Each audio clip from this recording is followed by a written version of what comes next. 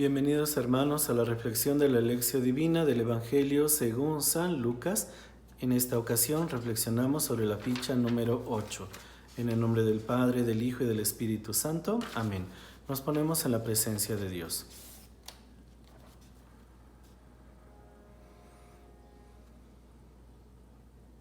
Escuchemos ahora, hermanos, la proclamación de la palabra de Dios. Del Evangelio según San Lucas. Cuando todo el pueblo se hacía bautizar, Jesús también fue bautizado, y mientras permanecían en oración, se abrió el cielo, y el Espíritu Santo bajó sobre él en forma visible como una paloma. Se oyó entonces una voz del cielo: «Tú eres mi Hijo amado, en ti me complazco». Jesús, lleno de Espíritu Santo, regresó del Jordán, y el Espíritu lo conducía por el desierto. Ahí fue puesto a prueba por el diablo durante 40 días, y en todos esos días no comió nada, pero al terminar ese tiempo sintió hambre. El diablo entonces le dijo: «Si tú eres hijo de Dios, ordénale a esta piedra que se convierta en pan». Jesús le respondió: «Dicen las Escrituras, el hombre no vivirá solo de pan». Luego, llevándolo a un lugar, el diablo le mostró en un instante todos los reinos de la tierra, y le hizo esta promesa: «Te daré todo el poder y el esplendor de estos reinos, porque me han sido entregados, y yo los doy a quien quiero. Todo será tuyo si te postras delante de mí». Jesús le respondió: «Dicen las Escrituras, adorarás al Señor tu Dios y solo a Él darás culto». Después lo llevó a Jerusalén, lo puso sobre la parte más alta del templo y le dijo: «Si tú eres hijo de Dios, lánzate de aquí a abajo. Porque dicen las Escrituras, te encomendará a sus ángeles para que te cuiden. También dicen, te llevarán en sus manos para que tu pie no tropiece en piedra alguna». Jesús le respondió: «Está escrito, no pondrás a prueba al Señor tu Dios». Cuando el diablo terminó de someter a Jesús a todo tipo de pruebas, se apartó de él hasta el momento oportuno. Palabra del Señor. ¿Cuál es la estructura del texto? Primero, del versículo 21 al 22, bautismo de Jesús. La voz proclama que Jesús es el Mesías, el Hijo de Dios. Versículos 23 al 38, Lucas presenta la genealogía de Jesús. Capítulo 4, versículos del 1 al 13, Lucas describe el comienzo de la actividad de Jesús, siguiendo el comienzo de la historia del pueblo de Israel, según el libro del Éxodo. Entremos al contexto, queridos hermanos. El bautismo de Jesús representa su compromiso de llevar a cabo el proyecto del Padre hasta dar la vida. Primero, Jesús es obediente a la voluntad del Padre. Esto es lo primero que debemos de aprender en nuestra vida, ser obedientes a la voluntad de Dios. Segundo, el cielo abierto expresa la permanente unión de Jesús con lo divino. Se establece la perfecta unión entre el cielo y la tierra, entre lo humano y lo divino, a través del compromiso de Jesús. Quiere decir que en mi vida nunca debe de faltar la presencia de Jesús, porque será ese canal oportuno para que yo pueda hablar con Dios, para que yo pueda escuchar de Dios su palabra y su voluntad. Tercero, el Espíritu que desciende del cielo manifiesta la unción y la aprobación de Jesús a Jesús como su Mesías. Es un signo, no lo necesita Jesús, lo necesitamos nosotros para entender y creer que Jesús es el Mesías, el ungido de Dios.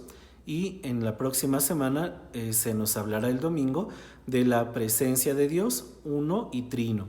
Dios Padre, Dios Hijo y Dios Espíritu Santo. Es una manifestación, una teofanía donde Dios se manifiesta Padre, Hijo y Espíritu Santo presente en la historia de la humanidad. Cuarto, el espíritu en figura de paloma representa al Espíritu Creador, que en el Génesis, mientras la creación no estaba terminada, sobrevolaba como buscando dónde posarse. Ahora la creación es perfecta en Jesús. El Espíritu ha encontrado en Jesús al hombre perfecto, al hombre pleno. Como nos dice esta parte de la reflexión de nuestra ficha, es Jesús el ungido, el enviado por Dios, en donde encontramos aquel que nos va a dar al Espíritu Santo. Lo vivimos ya en esta fiesta de Pentecostés pasada. Jesús sopló sobre sus apóstoles y les dijo: reciban al Espíritu Santo. No puedo llegar al Espíritu Santo si no es a través de Jesús. No puedo tener a Jesús si no acepto la presencia del Espíritu Santo en mi vida. Y Jesús y el Espíritu Santo me enseñan a escuchar la voz del Padre y a obedecer la voz de Dios para llegar a su presencia. Quinto, el Padre avala a Jesús no solo como su Mesías, sino sobre todo como su Hijo.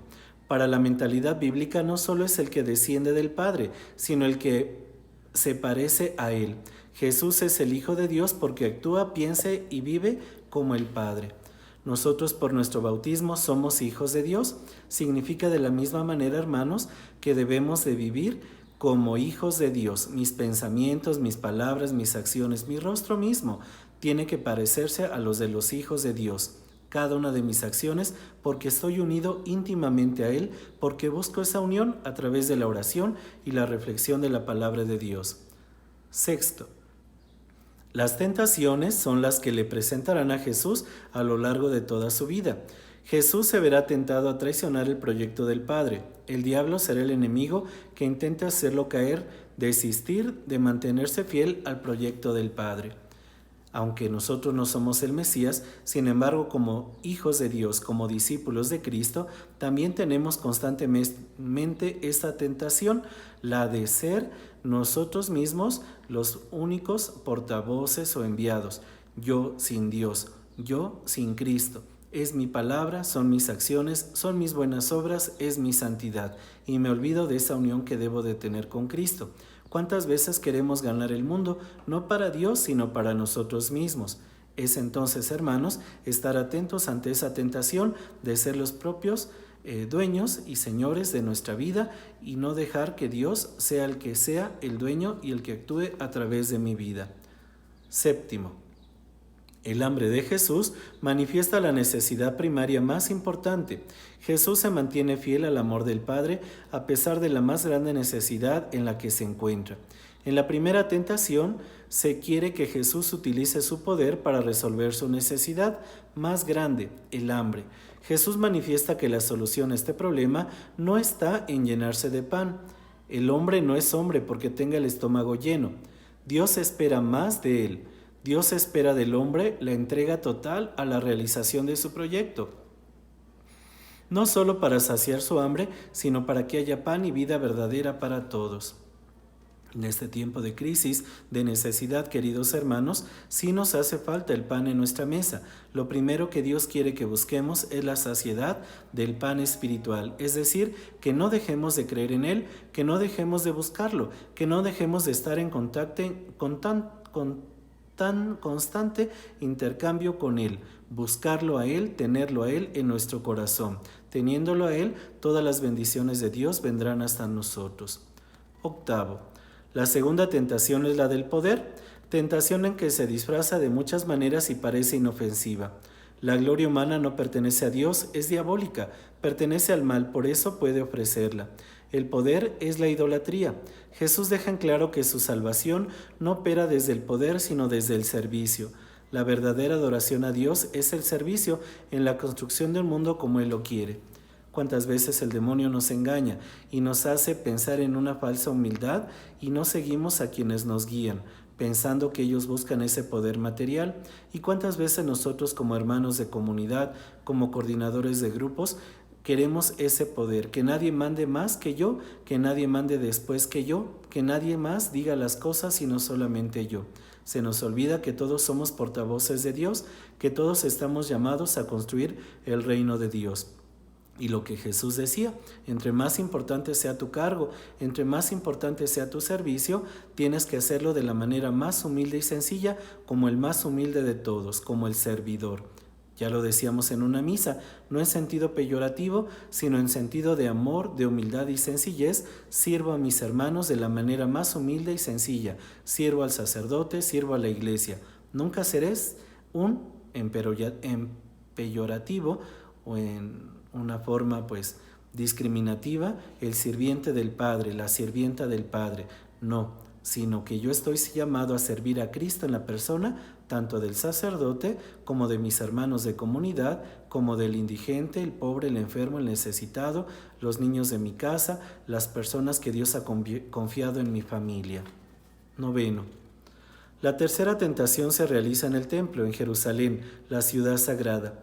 El tentador, con base en la Escritura, caricaturiza a Dios y busca que Jesús haga de Dios una caricatura. Es la tentación del fanatismo religioso, que consiste en una interpretación irresponsable de la fe y de las acciones humanas. Consiste en poner a prueba la fidelidad a Dios mediante un acto temerario e irresponsable. Jesús deja en claro que no puede ponerse en tela de juicio la fidelidad de Dios. ¿Cuántas veces arriesgamos nuestra vida, nuestra fe, nuestra salud, buscando aparentemente estar en ese encuentro con Dios? Arriesgo mi salud y salgo de mi casa para ir en busca de mi comunidad o para ir a un rosario, un novenario.